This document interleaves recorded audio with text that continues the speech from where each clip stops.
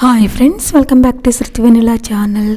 ఈరోజు ఈ వీడియోలో వంకాయ కారం ఎలా చేస్తామో చూద్దాము. వంకాయ కారం చేయడానికి నేను 6 బ్రింజల్ని తీసుకున్నాను.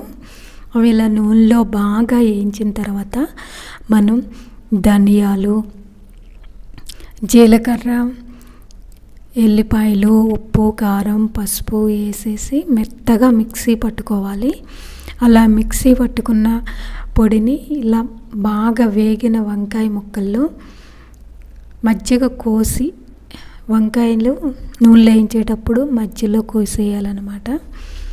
అలా కోసి వేసిన దాన్ని ఇలా జీలకర్ర, ఎల్లిపాయలు, ఉప్పు, కారం, పసుపు వేసి మెత్తగా మిక్సీ పట్టుకొని వంకాయలు బాగా వేగిన తర్వాత ఆ మిక్సీ పట్టుకున్న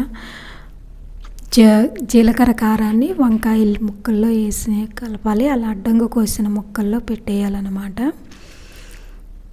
అలా మెత్తగా మిక్సీ పట్టుకొని పెట్టేసిన తర్వాత బాగా పొయ్యి మీద నూనె కాగుతుంటుంది కదా, సలసల కాగే నూనె తీసుకొచ్చి వాటిల్లో పోసేయాలి.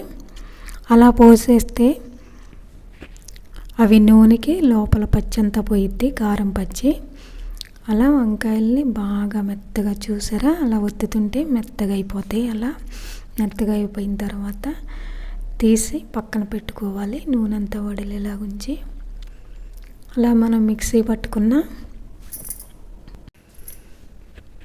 కారాన్ని వాటిల్లో పెట్టేసి నూనె పొయ్యాలి. అసలు ఒక్కసారి తిన్నారంటే మళ్ళీ చేసుకొని తినాలనిపించింది. ఒక 1 వీక్ స్టాక్ కూడా ఉంటుంది.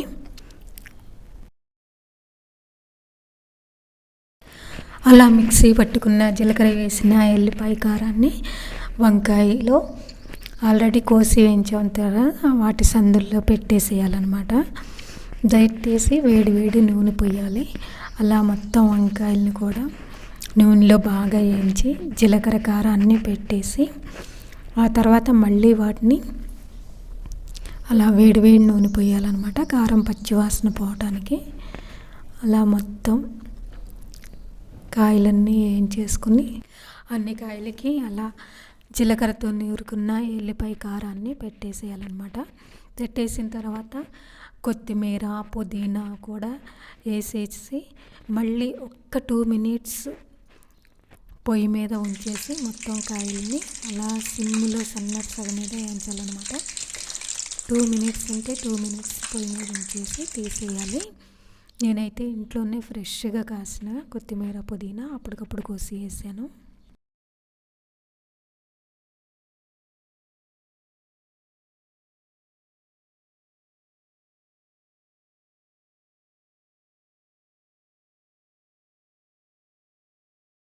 ఒకసారి ఇలా చేసుకొని తిన్నారంటే ఎప్పుడు పెద్ద వంకాయలు చూసినా కానీ ఇలాగే చేసుకొని తినాలనిపించింది. ఒకసారి మీరు కూడా ట్రై చేసి ఎలా వచ్చిందో కామెంట్ రూపంలో చెప్పండి. ఈ వీడియో మీకు నచ్చితే లైక్ చేయండి, కామెంట్ చేయండి. Please subscribe my channel. Thank you for watching.